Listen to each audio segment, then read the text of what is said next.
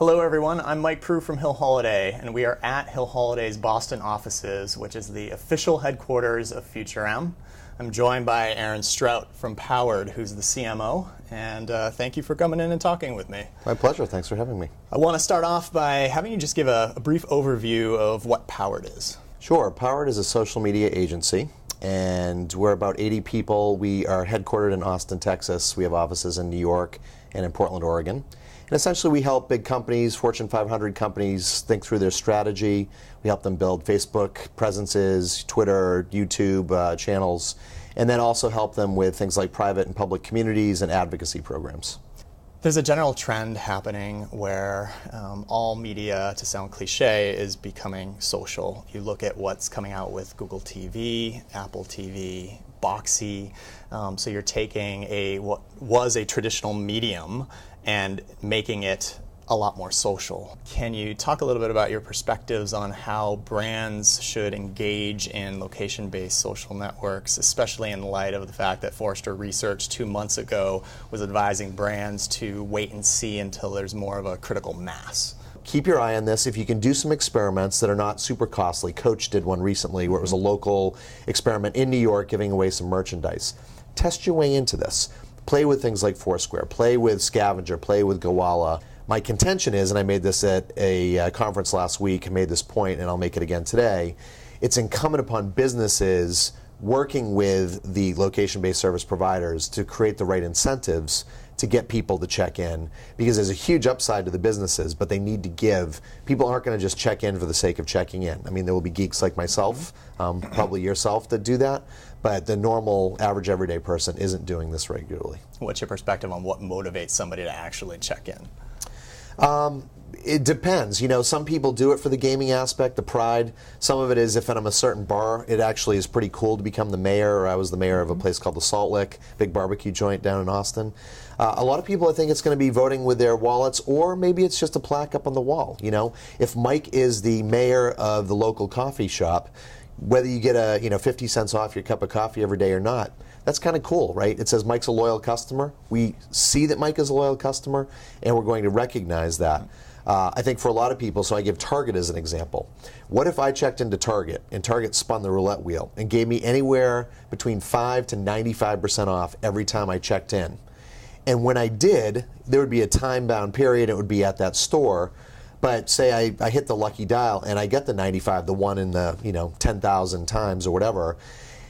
Then if I shared that with my network, they gave all of the people that were in my network for another time-bound period, say 2 hours or 4 hours, that same discount.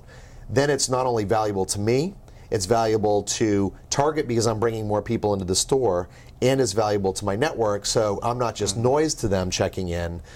They want to look and say, wow, I see Aaron checks in a lot of times, and he gets these great discounts, and when he does, I can get these great discounts. Then it's a win-win-win.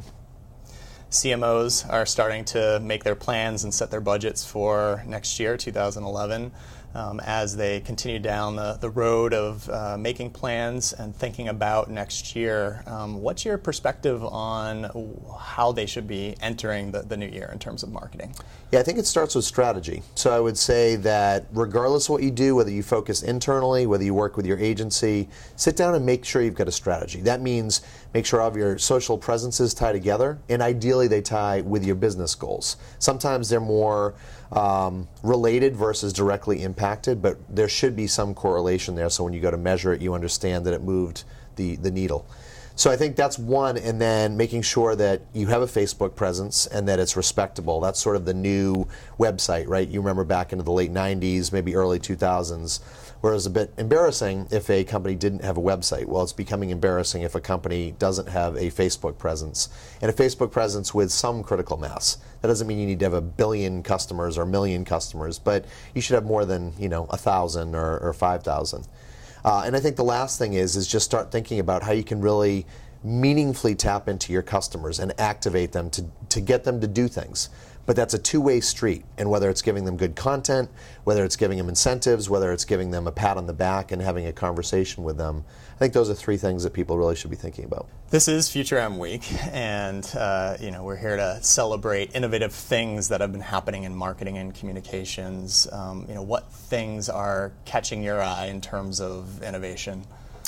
Yeah, so I think the things that I like the most, I mentioned the augmented reality that Yelp is using with Monocle. I think that's really cool. It's very primitive, but it's the type of app that can really add a lot of value down the road. But for me, the three things that I'm really focusing on are local and location-based, and the two are different, but obviously tied together. AOL is making a big push to see if they can own the whole local landscape, because Yellow Pages has been the closest thing, I think, to people really figuring this out in the past, and that's not the best model per se.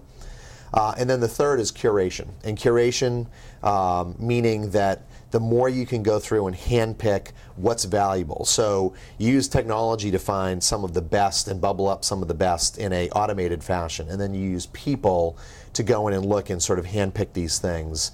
Those are the things that I would say keep an eye on in the future. Aaron, I want to thank you again for talking with me. On behalf of FutureM and Hill Holliday, I'm Mike Proulx.